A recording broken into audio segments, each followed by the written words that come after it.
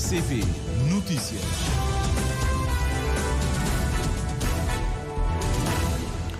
Sete da manhã em Cabo Verde. Vamos para os títulos que irão marcar, portanto, as principais notícias que vão marcar este primeiro jornal. A segunda edição da Conferência Regional de Reitores de Instituições de África Ocidental ligadas à Agência Universitária da Francofonia a segunda edição acontece hoje na Praia, na Universidade de Cabo Verde. Mais de 100 reitores de 12 países. A cimeira da CDO, no próximo dia 7, pode levantar as sanções aos países em transição política depois dos golpes de Estado, Níger, Mali, Burkina Faso e Guiné-Conakry. O Parlamento da CDO está reunido. O Guia do Investidor da Diáspora vai ser lançado ainda este ano, no mínimo, em francês e inglês. A afirmação é confirmada pela representante da Organização Internacional das Migrações em Cabo Verde, Kelita Gonçalves. O Primeiro-Ministro abre o Fórum de Negócios da Cabo Verde Investimentos. É o primeiro ponto do programa da visita de Ulisses Correia Silva. Procuradora da República lança livro que traduz a tese de mestrado em Direito, Interseção de Comunicações Eletrónicas na investigação do crime de tráfico de estupefacientes, regime jurídico e inadmissibilidade de formas atípicas. Conhecidos os destaques, vamos para o desenvolvimento deste primeiro jornal com Júlio Vero Cruz Martins. Bom dia.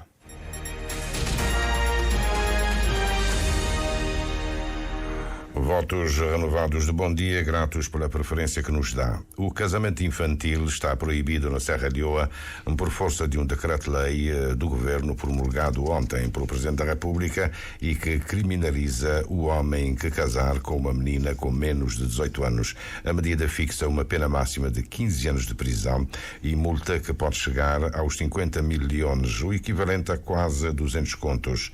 A nova lei também interdita a concubinagem com menor e prevê uma compensação financeira para as vítimas do casamento precoce. A organização não-governamental Save the Children considera que a medida do governo é histórica e lembra que dados da Unicef referentes a 2017 apontam para 800 mil esposas com menos de 18 anos, tendo metade menos de 15. O anúncio da proibição do casamento infantil ganha visibilidade mediática porque coincide com o início da campanha da Primeira-Dama da Serra Leoa, Somos Todos Iguais, que tem como lema abolir o casamento infantil e mantê-las a aprender.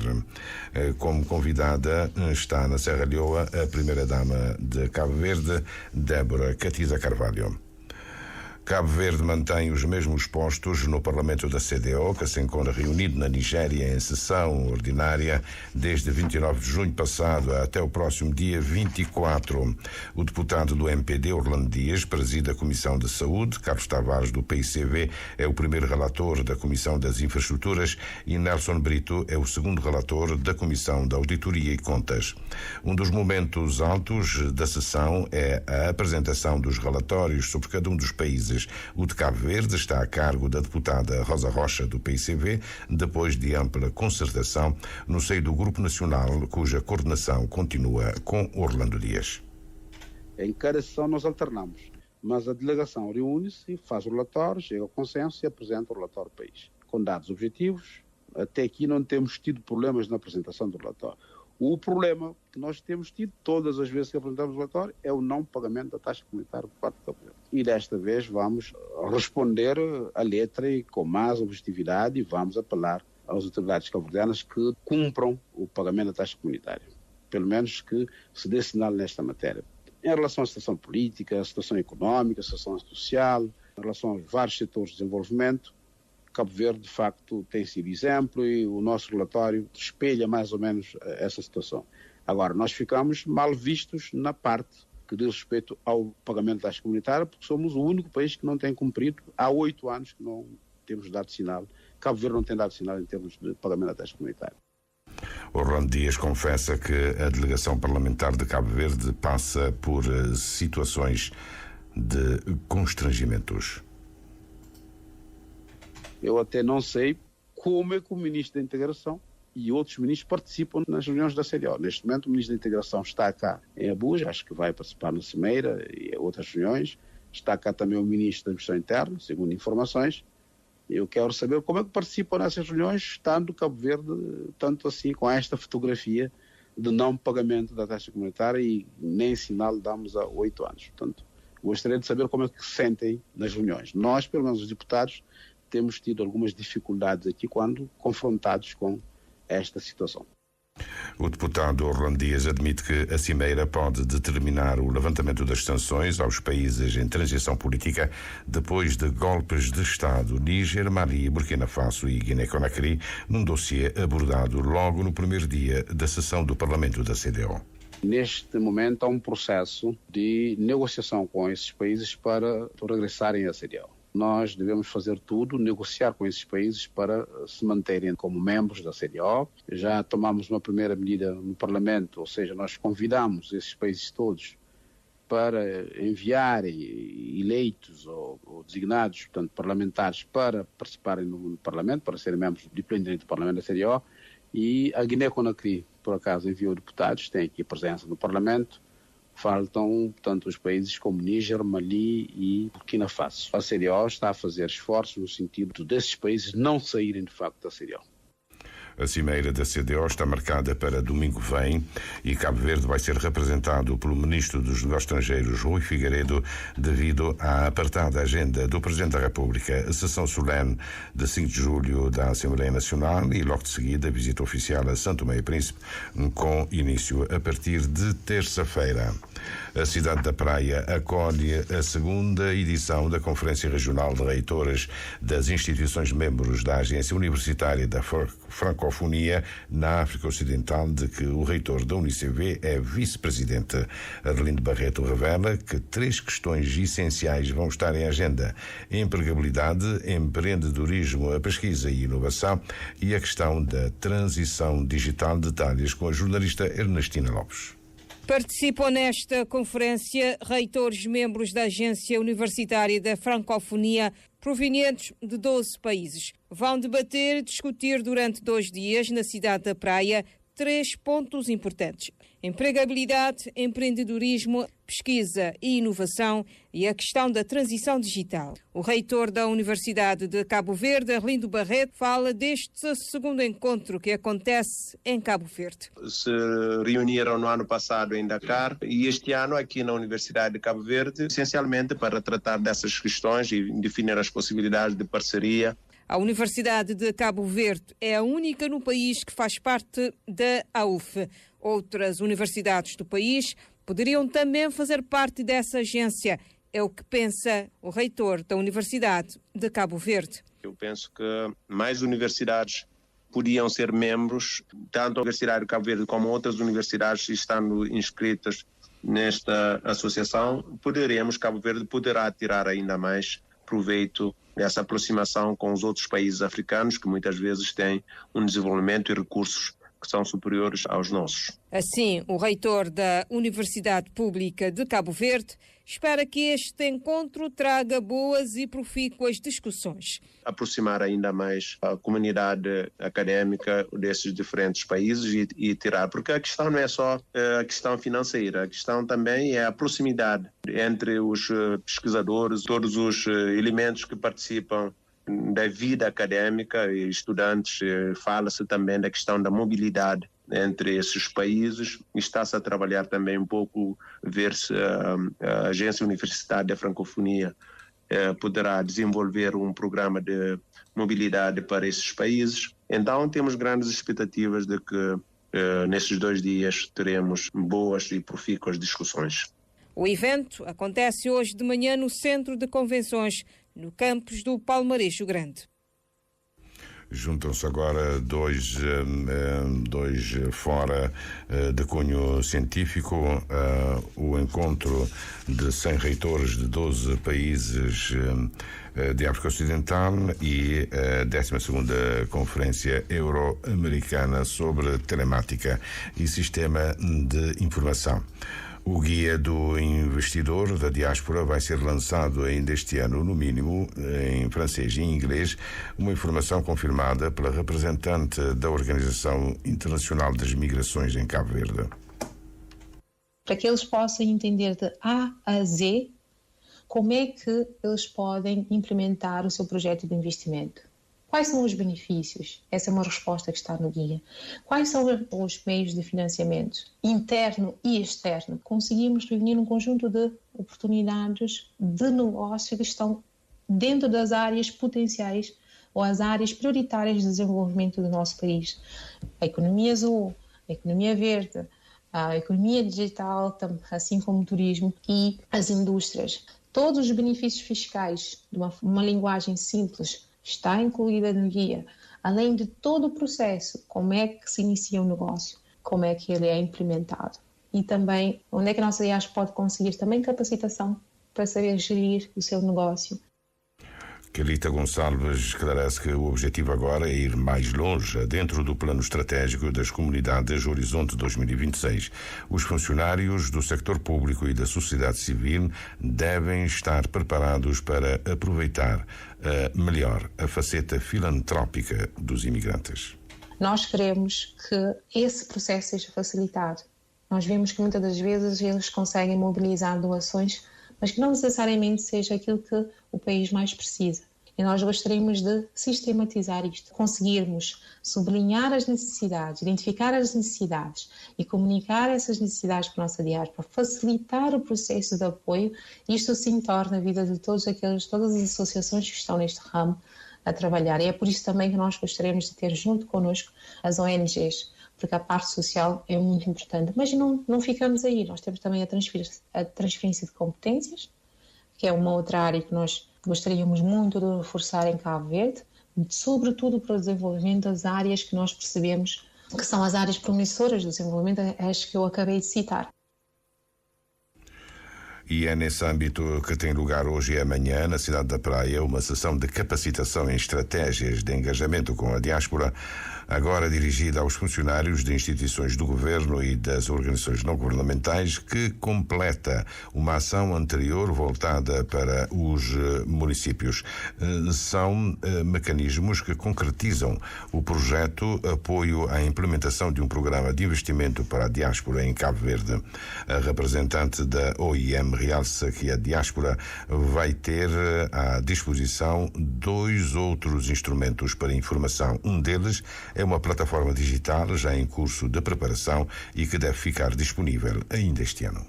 Nós já estamos a trabalhar um conjunto de informações, a compilação de todas essas informações. Nós queremos que a nossa diáspora deixe de reclamar de que vem a Cabo Verde, tem que vir para Cabo Verde para conseguir as informações. Então, neste momento, nós precisamos que as informações estejam todas num só lugar, acessíveis, para que eles possam, lá onde entenderem que podem contribuir, com investimento, com apoio social, com transferência de competências, com a parte cultural, ou o desporto, ou o turismo, possam o fazer à distância.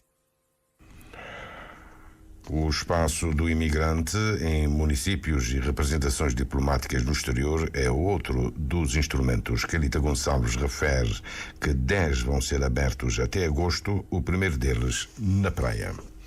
O primeiro ponto do programa da visita do Primeiro-Ministro aos Estados Unidos está cumprido. A abertura, ontem em Boston, do 3º Fórum de Negócios da Cabo Verde Investimentos, um evento acompanhado pelo enviado especial António Lima. O Primeiro-Ministro falou para uma plateia privilegiada, integrada por empresários americanos e da diáspora cabo-verdiana radicada nos Estados Unidos da América, todos interessados em conhecer melhor a realidade de Cabo Verde, os incentivos que podem contribuir para investirem nas suas áreas de atuação no presente, bem como novas oportunidades de negócios que possam aparecer.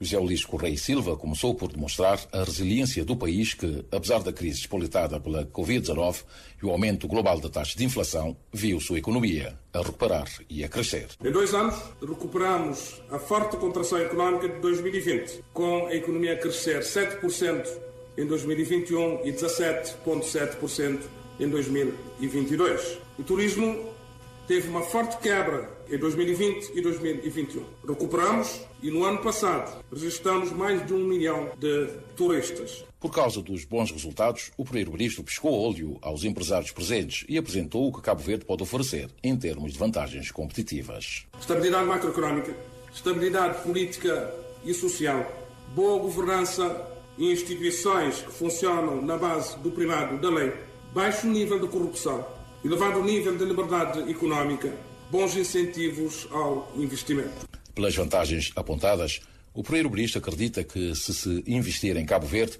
o mercado em potencial não se circunscreve ao mercado das ilhas, mas é muito baixo, por se tratar de um pequeno país que se posiciona como a plataforma de exportação de bens e serviços no Atlântico Médio. Por isso, quando apresentamos Cabo Verde, não apresentamos Cabo Verde como um país pequeno.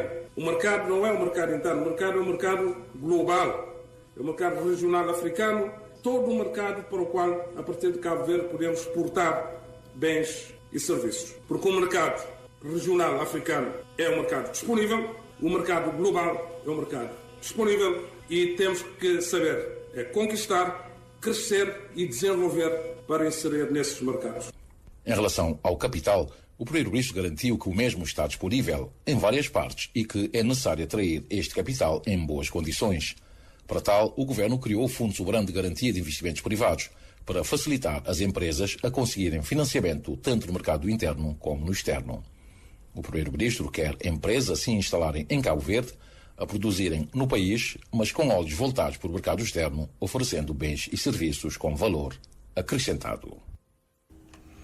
A Procuradora da República, Flora Lopes, apresenta em livro a defesa do mestrado em Direito, interseção de comunicações eletrónicas na investigação do crime de tráfico de estupefacientes, regime jurídico e inadmissibilidade de provas.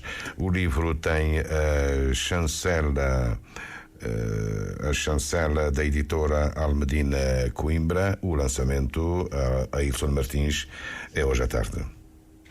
O livro Interceptação de Comunicações Eletrónicas na Investigação do Crime de Tráfico de Estupefacientes, Regime Jurídico, Admissibilidade de Formas Atípicas é resultado da tese de mestrado da magistrada do Ministério Público, Flora Lopes. A escritora explica que a escolha do tema se deve à eficácia desse método de obtenção de provas no combate à grande criminalidade. Mas também muito lesivo dos direitos, liberdades e garantias dos cidadãos. É um meio de obtenção de prova oculta, sobretudo porque quem está a ser investigado desconhece que o está sendo, é extraordinariamente intrusivo e invasivo e, nesta medida, o livro traça um retrato exaustivo da pessoa sob investigação, seja ela suspeita ou arguido, o que conflitua com os direitos fundamentais constitucionalmente consagrados e que são atingidos por este meio oculto de obtenção de provas. Flora Lopes avança que, em Cabo Verde, a obtenção de provas através da escuta telefónica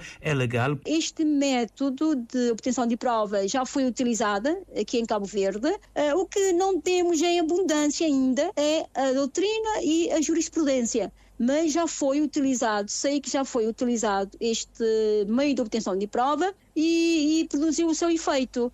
Porquê? Produziu o seu efeito porque está prevista na lei. Tudo que está previsto na lei, não há perigo. O perigo está, é isso que eu falo na tipicidade das provas, que são as provas que não estão previstas na lei. Se não estão previstas na lei, são provas proibidas e não podem ser utilizadas no processo. A apresentação do livro Interceptação de Comunicações Eletrónicas na Investigação do Crime de Tráfico de Estupefacientes, Regime Jurídico, Admissibilidade de Formas Atípicas, da escritora Flora Lopes, acontece hoje e está sob a responsabilidade de João Conde Correia, magistrado do Ministério Público de Portugal.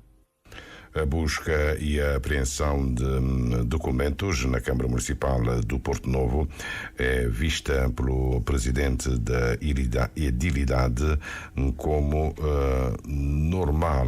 A Rádio de Cabo Verde pôde constatar, pelo jornalista Augusto Oliveira, no terreno, a presença de vários agentes policiais em redor dos passos do Conselho e também no edifício da delegação do Ministério das Finanças, Augusto Oliveira.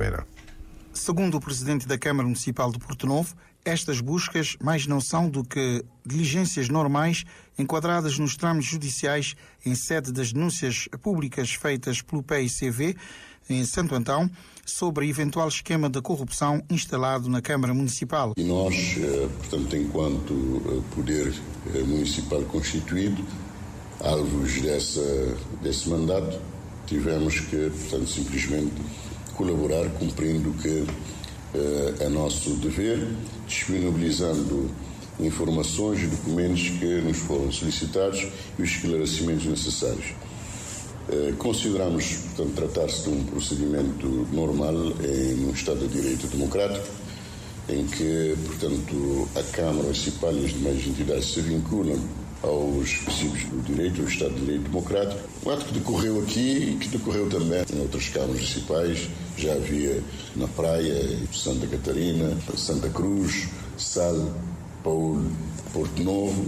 Portanto, são as instituições da República a funcionar, o Estado de Direito Democrático a funcionar. Da nossa parte é isso, dizer que no essencial vem na sequência das denúncias do PICV a 12 de abril, há 2 meses atrás. O que significa que neste país a justiça está a funcionar agilmente. Portanto, estamos já 2 meses depois.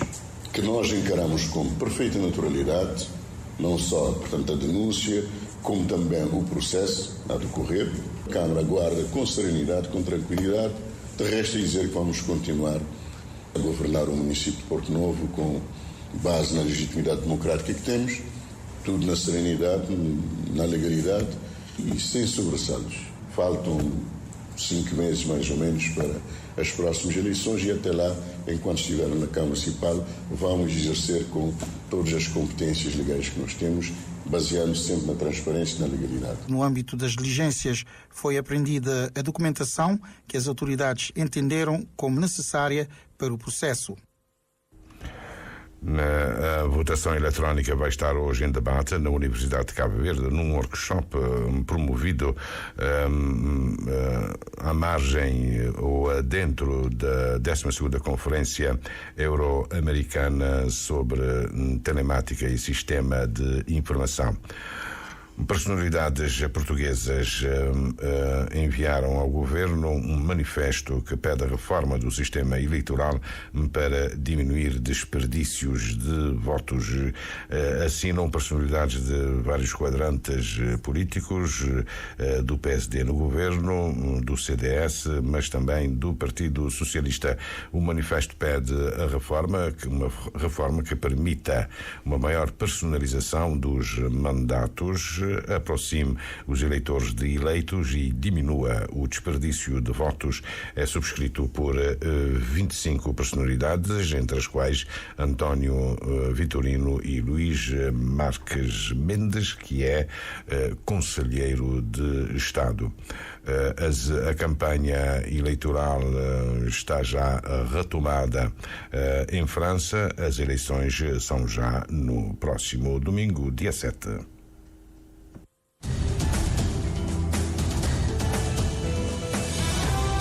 Mais informações em www.rtc.cv e na aplicação RTC Mobile. RCV, o rigor da notícia e o melhor da informação a cada hora.